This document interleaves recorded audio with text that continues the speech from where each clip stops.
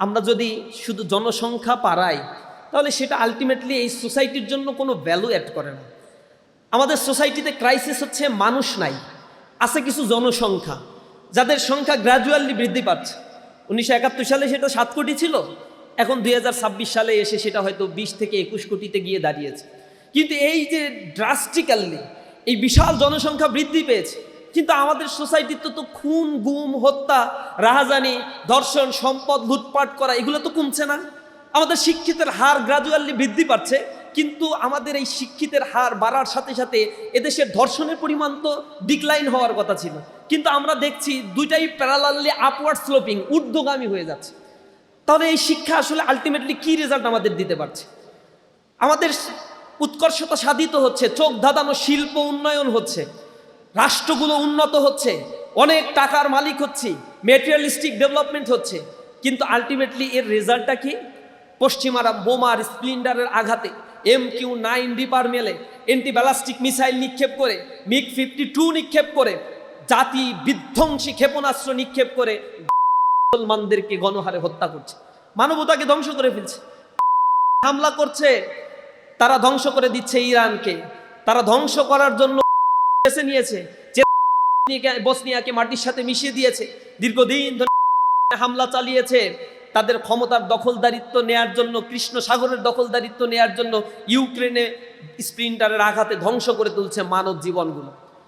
অথচ তারা বলছে we are civilised society, but what is the outcome, ultimate goal of the civilised society? They are claim that they are modern society, they are the upgrading, কিন্তু ultimately এই upgradation এই সোসাইটিতে better কোনো output তো দিতে পারছে না। আমাদের সোসাইটিতে করাপশন তো বন্ধ হচ্ছে না, আমাদের সোসাইটির ওয়েলথগুলো ডিসেন্ট্রালাইজেশন হচ্ছে না। আমাদের সোসাইটিতে বলা হয়, ব্যানবেজের তথ্য বলে, বিভিন্ন ধরনের জরিপগুলো বলছে, ইন্টারন্যাশনাল জরিপগুলো বলছে মাত্র 10% মানুষের কাছে এদেশের 80% সম্পদ জিম্মি হয়ে আছে। তো এই বস্তুবাদী সমাজ ব্যবস্থায় 10% মানুষ 80% সম্পদ জিম্মি করে রাখে, আর বাকি 90% মানুষ মাত্র 20% সম্পদ নিয়ে বেঁচে থাকে। এটা তো ওয়েলথের ডিসেন্ট্রালাইজেশন না। বস্তুবাদী এই সমাজ ব্যবস্থায় দাঁড়িয়ে সভ্যতার এই যুগে 2026 সালে এসে আমাদেরকে কাউন্ট করতে হয় 6,44,00,000 মানুষ দারিদ্র সীমার নিচে বসবাস করছে। তাদের প্রতিদিনকার জীবন মান উন্নত করার জন্য, প্রতিদিনের খাবার সংগ্রহ করার জন্য, ন্যূনতম নিডস পূরণের জন্য যে ধরনের অর্থনৈতিক সচ্ছলতা থাকা দরকার ছিল, এই 2026 সালে এসে ইন্ডাস্ট্রিয়াল রিভলিউশনের সময় ক্যাপিটাল মার্কেট যেখানে শিফটিং হয়ে, লেবার মার্কেট শিফটিং হয়ে ক্যাপিটাল মার্কেটে রূপ নিচ্ছে, সেই সময় এসে আমাদের বলতে হচ্ছে ক্ষুধা দারিদ্র পীড়িত একটি বাংলাদেশ আমরা পেয়েছি। এটা তো হওয়ার কথা ছিল না। জিডিপি গ্রোথ রেট বেড়ে চলেছে, ক্যাপিটাল মার্কেট হাই ভলিউম হচ্ছে, $1 ট্রিলিয়ন ইকোনমির স্বপ্ন দেখানো হচ্ছে, কিন্তু সেই স্বপ্ন কেন বানচাল হচ্ছে? ডিজিটাল বাংলাদেশের স্বপ্ন দেখিয়ে কী কারণে এই দেশ থেকে $240 বিলিয়ন পাচার করে নেওয়া হলো? বাংলাদেশের মানুষের কাছে সম্পদ নাই কেন? কেন এই সম্পদের ডিসেন্ট্রালাইজেশন হচ্ছে না? হোয়াটস দ্য প্রবলেম এখানে আইডেন্টিফিকেশন না করে সম্পদের পাহাড় গড়া হচ্ছে, কিছু মানুষ এগুলোকে কুক্ষিগত করে রেখেছে।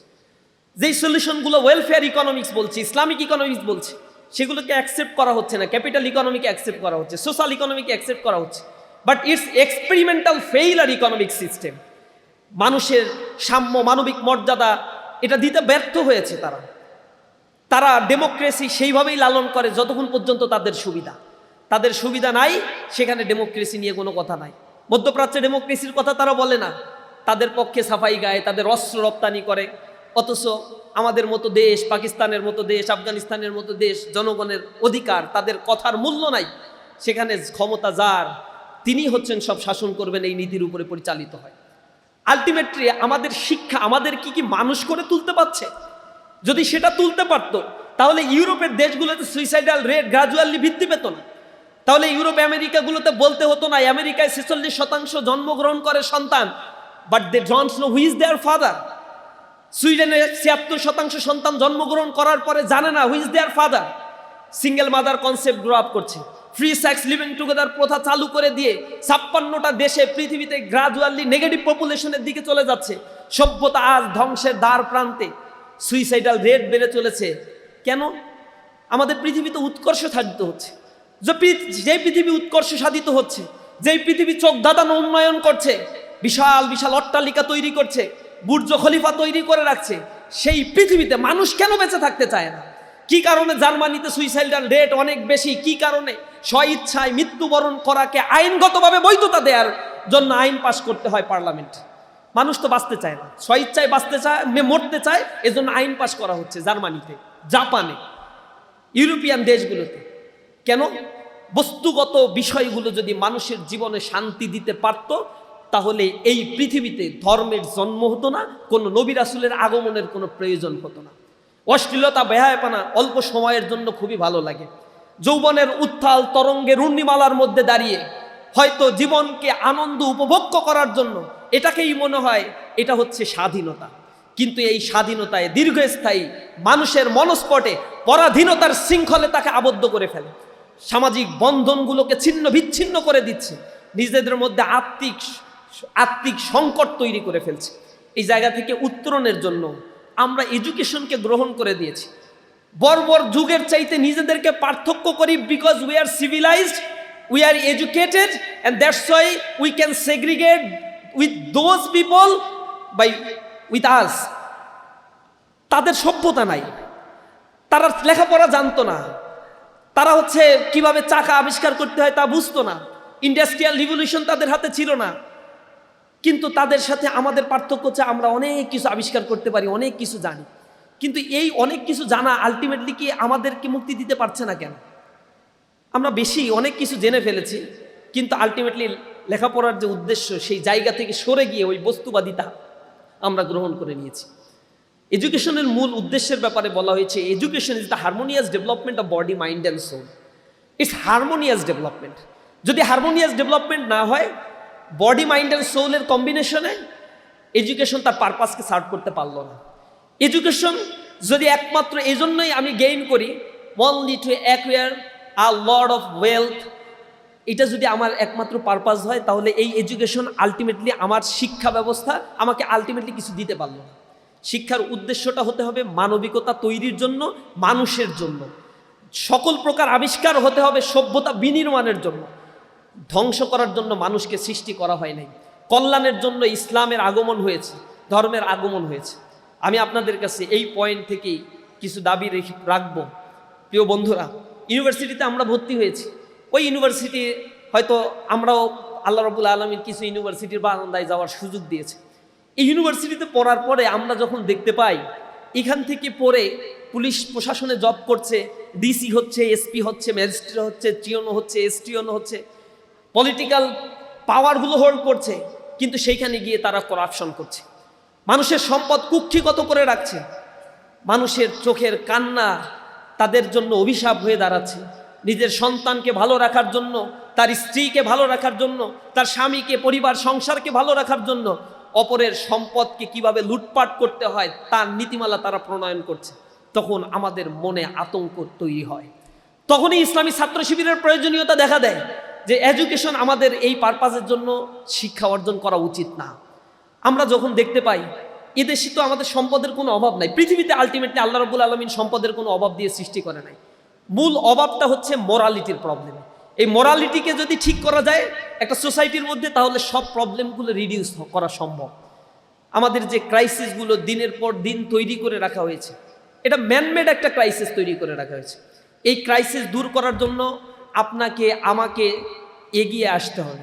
আজকে বাংলাদেশের যে প্রবলেমের কথাগুলো বলা হচ্ছে, এগুলো কেন? কিছু মানুষের জন্য এই প্রবলেমগুলো ক্রিয়েট করা হয়েছে। আজকে বাংলাদেশে দেখেন, অর্থনৈতিক এক বিশাল সমস্যা আমাদের সামনে তুলে ধরা হয়েছে, অথচ রাজনৈতিক ব্যক্তিবর্গ তার রাজনৈতিক চরিত্র হাসিলের জন্য এটু সাধারণ মানুষদেরকে জানতে দিচ্ছে না। ব্যাংক লুটপাট করা হয়েছে, ব্যাংকিং খাত থেকে একটা গ্রুপ এই চিটাগাঙের, তারা 1,75,000 কোটি টাকা শুধু ব্যাংক থেকে উইথড্র করেছে। এই দেশ পরিচালনার জন্য যে বাজেট প্রণয়ন করা হয়, সেই বাজেটগুলোর আয়ের সোর্স হচ্ছে জনগণের ট্যাক্সের টাকা, আর একটা সেগমেন্ট হচ্ছে ঋণ নেয় সরকার। এই ঋণ হচ্ছে দুই খাত থেকে আসে, external source and internal source. External source হচ্ছে ফরেন এইড, বিদেশি সহযোগিতারায় ঋণ নেয়, IMF এর কাছ থেকে, ওয়ার্ল্ড ব্যাংকের কাছ থেকে, অথবা দাতা সংস্থার কাছ থেকে কিছুর ধার তারা পায়। আর ইন্টারনাল সোর্স হচ্ছে ব্যাংকিং খাত থেকে, স্বায়ত্তশাসিত প্রতিষ্ঠান থেকে তারা ঋণ নেয়। ঋণ নিতে নিতে এমন বোঝা এই দেশের সামনে তারা বাঁধিয়েছে, এখন বর্তমানে বাংলাদেশে $77 বিলিয়ন ঋণ হয়ে আছে। বাংলাদেশে 2026 সাল থেকে 2030 সাল পর্যন্ত যে ঋণ আছে, সেই ঋণের সুদ পরিশোধ করতে এই বাংলাদেশের খরচ হবে $26 বিলিয়ন পার ইয়ার। আমার বাজেট থেকে 1,20,000 কোটি টাকা শুধু মাইনাস করতে হবে, ঋণ বাবদ মাইনাস করতে হবে। এটা সুদ অরিজিনাল না, অরিজিনালের কথা মনে করেন না, আবার সুদ পরিশোধ করতে হবে সুদ। আবার এই টাকা কোথা থেকে আসবে? আপনার ঘাড় মোটকে এই টাকাগুলো নেবে। ব্যাংকিং খাতে আপনি টাকা জমা দিয়েছেন, 5টা ব্যাংক লুটপাট করে নিয়ে চলে গিয়েছে এসালম গ্রুপ।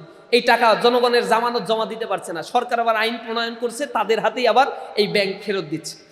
সরকারের এখন লং টাইম ধরে আগামী জুন মাস পর্যন্ত কিভাবে চলবে টাকা নাই। 3 দিন আগে তারা ব্যাংকিং খাত থেকে 40,000 কোটি টাকা উইথড্র করছে, উত্তোলন করছে। তাতে চলবে না, আরও টাকার প্রয়োজন। কোথা থেকে টাকা নিবে?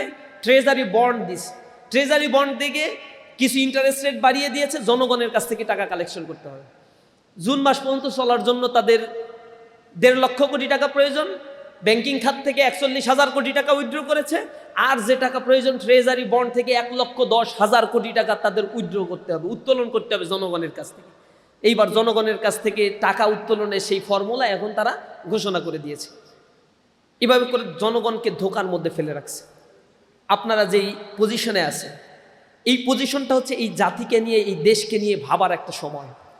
এই দেশে জাতি আপনাদেরকে অনেক কিছু দিয়েছে। আপনারা ছোটবেলা থেকে লেখাপড়া করতে করতে এই পর্যন্ত আসছেন, যারা মাদ্রাসায় পড়েছেন, অন অ্যান অ্যাভারেজ গভর্নমেন্টের আপনাদের পেছনে 12,000 টাকা করে খরচ হয়েছে পার ইয়ার। আপনারা যারা স্কুলে পড়ে এই পর্যন্ত এসেছেন, অন অ্যান অ্যাভারেজ আপনাদের পেছনে 25 থেকে 30,000 টাকা করে গভর্নমেন্টের খরচ হয়েছে। আপনারা যারা ক্যাডেট কলেজ থেকে পড়ে এসেছেন, অন অ্যান অ্যাভারেজ আপনাদের পেছনে 1,35,000 টাকা করে খরচ করা হয়েছে। আপনারা যারা কলেজ থেকে এই পর্যন্ত আসছেন, তাদের পেছনে অন অ্যান অ্যাভারেজ 30-40,000 টাকা করে অ্যাভারেজে সরকারের খরচ হয়েছে। আবার ইউনিভার্সিটিতে পড়বেন, সেখানে তো টোটাল খরচটাই বেয়ার করবে হচ্ছে গভর্নমেন্ট। সরকারি বিশ্ববিদ্যালয়ে পড়তে গিয়ে আমার মনে হয় সর্বসা করলে 4 বছর 5 বছরে ইউনিভার্সিটিতে পড়াকালীন সময়ে প্রথমে ভর্তির সময় 9,000 টাকা, আর সব মিলে টিলে পরবর্তীতে হয়তো আরও 5-7 হাজার টাকা দেয়া লাগছে। এই হচ্ছে আমার ইউনিভার্সিটি লাইফ শেষ। অথচ আমাদের ইউনিভার্সিটির টিচাররা বেতন পাচ্ছে 1.5 লাখ, 2 লাখ, 3 লাখ টাকা করেও বেতন উঠাচ্ছে। এত টাকা কোথা থেকে পাচ্ছে?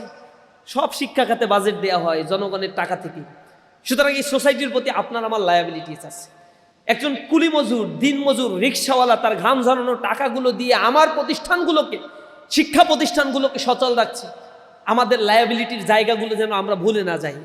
আমার মেধার অহংকারে, অহমিকায় আমি যেন দম্ভ ভরে নিজেকে জমিনের উপরে পা পড়ে না এমন পজিশনে যেন না নিয়ে যাই।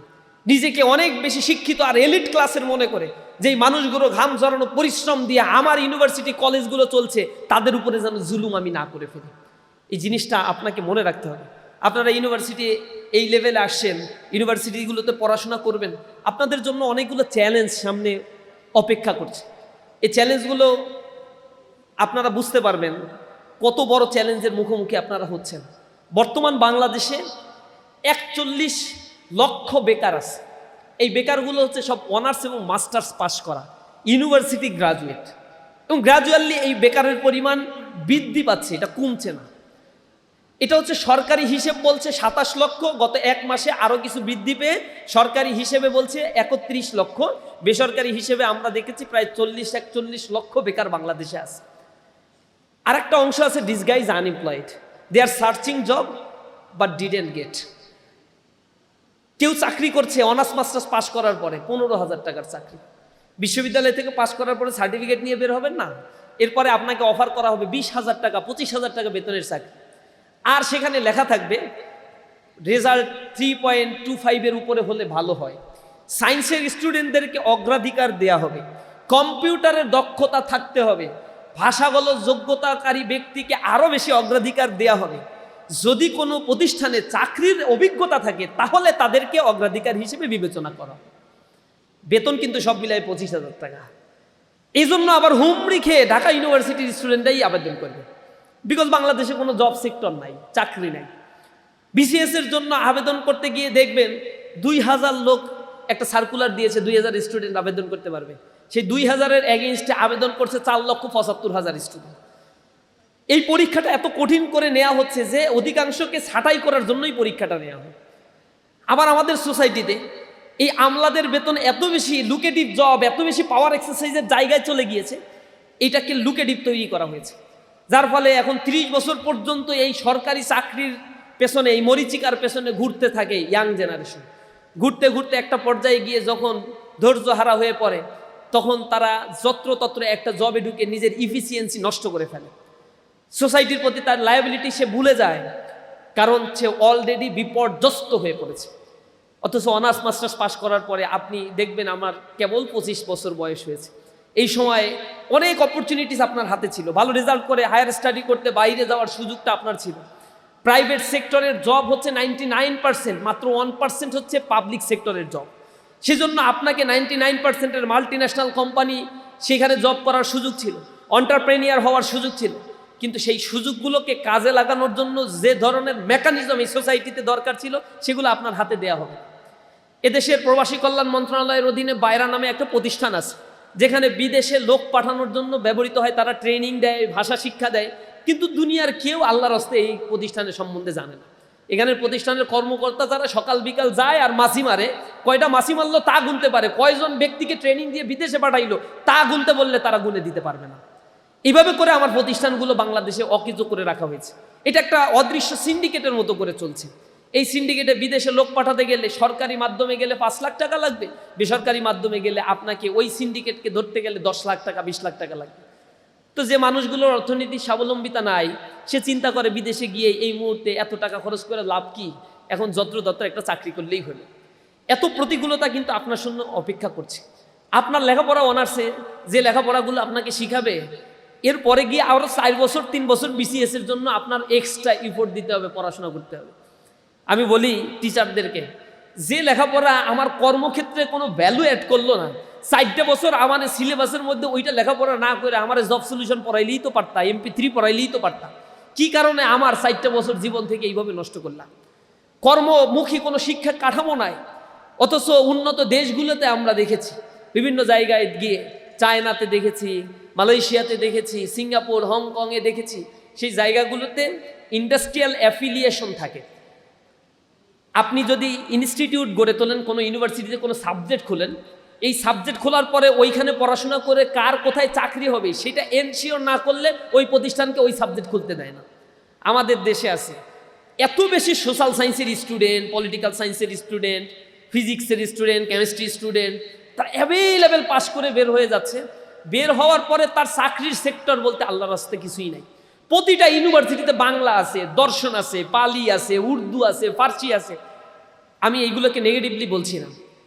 এই সাবজেক্টে পড়ার পরে আমার জব সেক্টর ক্রিয়েট না করে অ্যাভেলেবেল ইউনিভার্সিটিগুলোতে ব্যাঙের ছাতার মতো গজিয়ে যাচ্ছে এবং এই ইউনিভার্সিটিগুলো পারমিশন দেওয়া হচ্ছে। স্টুডেন্টরা এখানে পড়ার পরে মেন্টালি আনস্টেবল হয়ে যাচ্ছে। আমি এইগুলো পড়ে কি করব, চাকরি পাবো কোথায়? ক্লাসে তাদের খুঁজে পাওয়া যায় না, লাইব্রেরিতে তারা লাইন দিচ্ছে, কোচিংগুলোতে গিয়ে তারা লাইব্রেরি ওয়ার্ক করছে। একাডেমিক জায়গায় যে উদ্দেশ্যে এইখানে ইনভেস্টমেন্ট করা হয়, টিচার নিয়োগ দিয়ে লক্ষ কোটি টাকা খরচ করা হচ্ছে, তার কোনো ইউটিলাইজেশন এই সোসাইটিতে নাই। এত শত প্রবলেম নিয়ে আপনাকে সামনের দিকে এগিয়ে যেতে হবে। এখন আসেন, ক্রাইসিসটা আপনার জন্য কোথায় আসলে তৈরি হতে পারে? প্রথমত ক্রাইসিস হচ্ছে আমাদের সোসাইটিতে এখন একটা শিফটিং হচ্ছে, এটা বুঝতে পারছেন। ইন্ডাস্ট্রিয়াল একটা রিভলিউশন হচ্ছে। আমাদের সোসাইটি বর্তমানে আছে লেবার ইকোনমি, এটা শিফটিং হয়ে ক্যাপিটাল ইকোনমিতে চলে যাচ্ছে। লেবার ইকোনমি মানে লেবার ইন্টেন্সিভ অ্যাক্টিভিজম, যেখানে চলে জনগণকে কাজে লাগিয়ে উৎপাদন করা।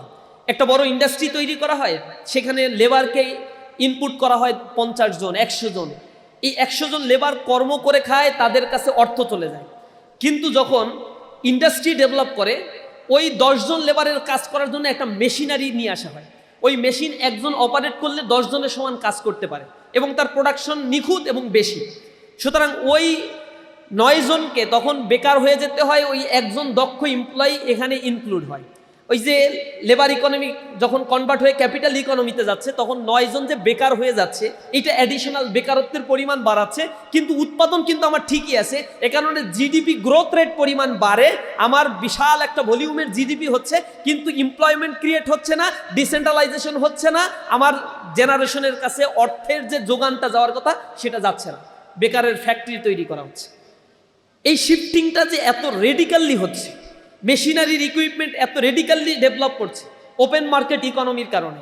কারণ আমি খুব সহজেই আমেরিকার সাথে বাণিজ্য করতে পারছি ওপেন মার্কেট ইকোনমির কারণে, কম্পিটিটিভ অ্যাডভান্টেজের কারণে।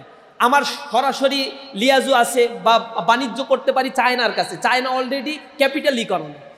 তো চায়নার কাছ থেকে আমি মেশিনারি নিয়ে আসছি, আমার ইন্ডাস্ট্রিতে আমি প্রোডাকশনের জন্য আমি তো মেশিনারি নিয়ে আসবই, কারণ এখানে আমার কস্টিং কম, আমার প্রোডাকশন বেশি, আমার প্রফিট বেশি। এগুলো সরকার পারমিশন দিয়ে দিচ্ছে, কিন্তু আনফর্চুনেটলি তার লেবারকে এই সরকার কিভাবে ইউটিলাইজ করবে সেই ফর্মুলা তারা দিচ্ছে না। কারণ এদেশের রাজনীতিবিদরা অথবা কালচারাল হিজিমনির কারণে, এডুকেশনাল একটা কনস্ট্রেন্ট আমাদের দেশে আধিপত্যবাদরা তৈরি করে রেখেছে। ভারত কখনোই চায় না আমাদের দেশ অর্থনৈতিকভাবে সাস্টেনেবল হোক, এবং এইটা চাইবে না অন্তত 2030 সাল পর্যন্ত। কারণ 2030 সাল পর্যন্ত এদেশে ডেমোগ্রাফিক ডিভিডেন্ড চলবে। What is demographic dividend? একটা নির্ধারিত সময়, নির্ধারিত একটা এলাকায় টোটাল জনগোষ্ঠীর অধিকাংশ যখন কর্মক্ষম হয়, তখন সেটাকে বলে ডেমোগ্রাফিক ডিভিডেন্ড। বাংলাদেশে এই মুহূর্তে ডেমোগ্রাফিক ডিভিডেন্ড সুবিধা চলছে 2006 সাল থেকে শুরু হয়েছে, 2030 সাল পর্যন্ত চলবে। 30 সাল পর্যন্ত যেতে যেতে বাংলাদেশের 70% থাকবে ডেমোগ্রাফিক ডিভিডেন্ড, কর্মক্ষম জনসংখ্যার পরিমাণ অনেক বেশি থাকবে। এই কর্মক্ষম জনসংখ্যার জন্য যদি আমি ইকোনমিক জোন তৈরি না করতে পারি, কর্মক্ষেত্র তৈরি করতে না পারি, তাহলে আলটিমেটলি বেকারত্বের পরিমাণ অনেক বেশি হাই হবে, লেবার হবে অনেক বেশি চিপ। আর এই হাই মানে বিশাল একটা জনসংখ্যা কিন্তু চিপ লেবার, এটা মার্কেটের মধ্যে অ্যাবান্ডেন্স তৈরি করে, সোসাইটির মধ্যে একটা অ্যানার্কি সিচুয়েশন তখন তৈরি করে। এটা কেন চায় একটা রাষ্ট্র? কারণ ভারত চায় তার 7 সিস্টার্স এত বেশি অনুন্নত, বাংলাদেশ যদি এখান থেকে অনুন্নত হয় তাহলে 7 সিস্টার্সের উপরে বিশাল এক প্রভাব পড়বে। সে তার সার্বভৌমত্বের অখণ্ডতা রক্ষার জন্য সে বাংলাদেশকে কখনো উন্নত হতে দেবে না। এ কারণে সে এমন একটা শিক্ষা কাঠামো আমার উপরে চাপিয়ে দেবে, যে শিক্ষা কাঠামো কর্মমুখী কোনো শিক্ষা কাঠামো না। আমি যে 40 লক্ষ বেকারের কথা বললাম, এটা কি কারণে হবে? আমি লেখাপড়া করার পরে জব পাওয়া আমার অধিকার, কিন্তু আমি জব পাচ্ছি না।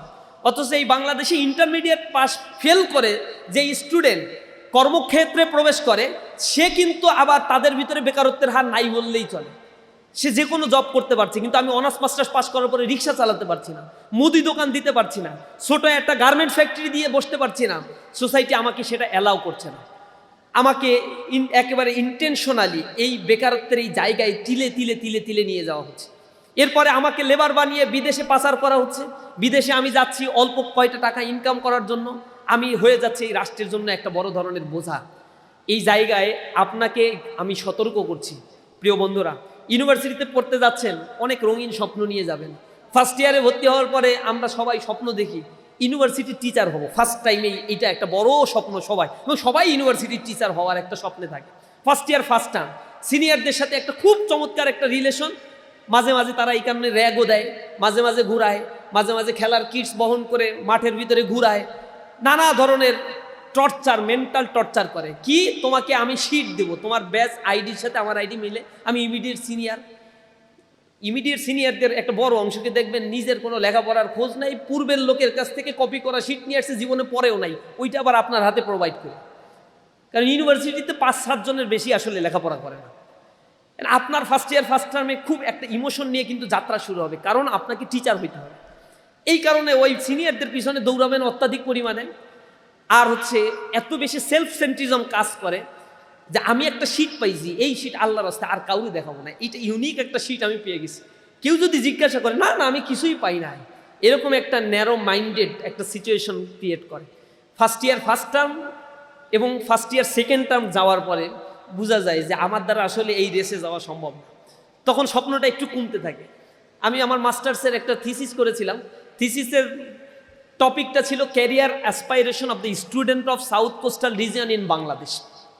সেখানে আমি দেখিয়েছিলাম স্টুডেন্টের ক্যারিয়ার অ্যাসপাইরেশনগুলো কীভাবে ডিক্লাইন হয়। আমি দেখলাম ফার্স্ট ইয়ারে আসার পরে হাই অ্যাম্বিশন প্রত্যেকটা স্টুডেন্টের, মাস্টার্স পাস করার পরে কোনোভাবে ছেড়ে দেমা কাইন্দে বাসি অবস্থা, যে আমার আসলে একটা চাকরি হইলেই হয় ভাই, ছেড়ে দেই বা নিজের দক্ষতা সম্বন্ধে এবার তার মেজারমেন্ট হয়ে যায়। কিন্তু ইউনিভার্সিটির ফার্স্ট ইয়ার সেকেন্ড ইয়ার এটা তো বিশাল কিছু। আমি ইউনিভার্সিটির স্টুডেন্ট, একটা সময় গিয়ে ইউনিভার্সিটির স্টুডেন্টের পরিচয় দিতেও কষ্ট হয়ে যায়। এটা কাদের কষ্ট হয়? যাদের সিনিয়রদের পিছনে দৌড়াইতে দৌড়াইতে সময় শেষ, রাজনৈতিক নেতাদের পিছনে দৌড়াইতে দৌড়াইতে সময় শেষ হয়ে যায়। একটা বড় অংশের ক্যাম্পাসে যাওয়ার পরে দেখবেন বিশাল আমার ভাই তোমার ভাই, তারে সারা গতি নাই, এই গতি করার জন্য তার পিছনে যাই, যাওয়ার পরে আর নিজের ক্যারিয়ারটাও নাই। এমন অনেক লোকদেরকে আমরা চোখের সামনে দেখছি, 8 বছর 9 বছর 10 বছর শেষ, আল্লাহর হস্তে তার পাশ করে বের হইতে হচ্ছে না। তিনি আবার যখন বক্তব্য রাখেন বিশ্ববিদ্যালয়ের মেধাবী ছাত্র নেতা বলেই বক্তব্য হিসেবে পরিচিত হন। দয়া কইরা ভুল কইরাও এই রাস্তায় কেউ পা বাড়ায়েন না, নিজেকে শেষ করিয়েন না, নিজের পরিবারটাকে হতাশ করিয়েন না। নিজের জায়গা, নিজের জীবনকে নিজেকে গড়ে তুলতে হবে। ইসলামী ছাত্র শিবির মনে করে আমার দেশের ইউনিভার্সিটিগুলো একটা একাডেমিক বান্ধব ইউনিভার্সিটি হওয়া উচিত। এই ইউনিভার্সিটিগুলোতে লেখাপড়ার চর্চা হওয়া উচিত, মেধার বিকাশ সাধন হওয়া উচিত। যদি আপনাদের পৃথিবীর বিভিন্ন দেশে যাওয়ার সুযোগ হয়, আপনারা দেখবেন পৃথিবীর অন্য ইউনিভার্সিটিগুলো, ঢাকা বিশ্ববিদ্যালয়ে তো ঢোকার পরে মনে হবে যে এটা রাজনীতির প্রশিক্ষণ কেন্দ্র, মিছিল মিটিং আর যেভাবে দেয়াল লিখন, ওটা কোনোভাবেই যে বিশ্ববিদ্যালয় এটা মনে হওয়ার কোনো সুযোগ আপনাদের নাই আসলে। তবে বুয়েট বা মেডিকেলে ভর্তি হলে এই সিনারিওটা একটু ভিন্ন রকম দেখতে পাবে। বিভিন্ন রাজনৈতিক ইউনিভার্সিটিগুলোতে প্রবেশের পরে এই সিনারিও, এইখানে সিনিয়ররা আগে গেস্ট রুম, গণরুম এই জাতীয় বিষয়গুলো ছিল। আল্লাহর রহমতে আমাদের ছাত্র সংসদ নির্বাচিত হওয়ার পরে আমরা ক্যাম্পাসগুলোতে 5 আগস্টের পরে যখন সুযোগ পেয়েছি, সকল গণরুম গেস্ট রুম ভেঙে তছনছ করে দিয়েছি। সব জায়গায় আমরা সিট ব্যবস্থা করে দিয়েছি। সব ছাত্ররা ফার্স্ট ইয়ারে গেলেই সিটের বন্দোবস্ত করে। একটা সিট পাওয়ার জন্য নেতাদের পিছনে ছুটতে ছুটতে স্যান্ডেলের তলা শেষ করে ফেলে। আমরা বলছি আর নেতার পেছনে ছোটা লাগবে না, ফ্রি ফেয়ার এখানে সিট বন্টন হবে, মেধার ভিত্তিতে, দূরত্বের ভিত্তিতে, রেজাল্টের ভিত্তিতে সিট পাবে মেধাবী শিক্ষার্থীরা। আবাসন সংকট নিরসনের জন্য আমরা নিরন্তর চেষ্টা করে যাচ্ছি। আমরা ক্যাম্পাসগুলোতে বলতে চাই, ক্যাম্পাসে ছাত্র শিবিরের পিছনেও দৌড়ানোর দরকার নাই, অন্য কোনো দলের পিছনেও দৌড়ানোর দরকার নাই। আইডিওলজি যদি ভালো লাগে, ক্যাম্পাসগুলো হবে মার্কেট প্লেস অফ ভ্যালুস। ভ্যালুসগুলো প্রচার করতে হবে। যদি তোমার ভ্যালুস ভালো লাগে তাহলে তুমি এই পার্টি করবা, তোমার ভালো না লাগলে যেটা ভালো লাগে সেটা তুমি করবা। তোমাকে কেউ বাধ্য করে রাজনৈতিক এজেন্ডা বাস্তবায়নের জন্য দলীয় কর্মসূচিতে নেতার পিছনে স্লোগান দেওয়ার জন্য কেউ নিয়ে যাবে না। ফার্স্ট ইয়ার থেকেই নিজের ক্যারিয়ারের একটা গোল আমরা সেট করে ফেলব এবং সেই অনুযায়ী আমার জীবনকে যেন আমরা পরিচালনা করতে পারি। আমি আপনাদের কাছে অনেক কথাগুলো বলতে পারলাম না, অনেক কথা বলে ফেললাম। যেগুলো আমি বলতে পারলাম না এগুলো আশা করি আপনারা বুঝে নিয়েছেন, কারণ মেধাবীরা অল্প কথাই বুঝে ফেলে। আল্লাহ রাব্বুল আলামিন আপনাদের সামনের ইউনিভার্সিটি লাইফটা সুন্দর করুক। 5টা বছর এটা খুবই আনন্দের একটা জীবন। এই জীবন শেষ হয়ে গেলে আমরা এখন বুঝি যে ওই সময়টা যদি আরো একটু এক্সপ্যান্ড হতো তাহলে মনে হয় ভালো হতো। সবার সাথে একটা ভালো সম্পর্ক, টিচারদের সাথে ভালো সম্পর্ক, এইটা মেনটেন করে চলবেন। অনেকে আপনাদেরকে বলবে ওপেকের সদস্য। আমাদের কিছু শুরুতে যখন কিছু স্টুডেন্টরা টিচারদের পেছনে পেছনে ঘুরতো, তখন তাদেরকে বলতে এ ওপেকের সদস্য। ওপেক মানে organisation of petroleum exporting countries, তেল রপ্তানিকারক যে অর্গানাইজেশন আছে সেটা। এখন ওপেকের সদস্য বলতো কেন, টিচারের কাছে বারবার যায়। দিন শেষে আমি দেখতাম ওই টিচারের কাছে যারা বারবার যায়, পরীক্ষার আগে, টার্ম ফাইনালের আগে, সিটির আগে, কার্ডের আগে টার্ম ফাইনালের আগে ওদের পিছনে আবার ঘুরে ঘুরে ওদের শিট নোট গাইডের পরে সবাই নিতে হয়। দিন শেষে ওরাই ফার্স্ট ক্লাস সেকেন্ড, সিজিপি অনেক বেশি হাই হয়। সুতরাং ওই কে কি বলল আপনি বই পোকা, আপনি হচ্ছে ওপেকের সদস্য, এগুলো নিয়ে চিন্তা করার কোনো দরকার নাই। ওই দিন শেষে ওরাই আপনাকে আবার রিকগনিশন দেবে, আমাদের ক্লাসে ওই হচ্ছে বেস্ট স্টুডেন্ট, আপনার পিছনেই ছুটবে। আপনারা চেষ্টা করেন আপনাদের এই 4টা বছরকে চমৎকারভাবে কাজে লাগানোর জন্য, ইউনিভার্সিটি লাইফটাকে এনজয় করার জন্য।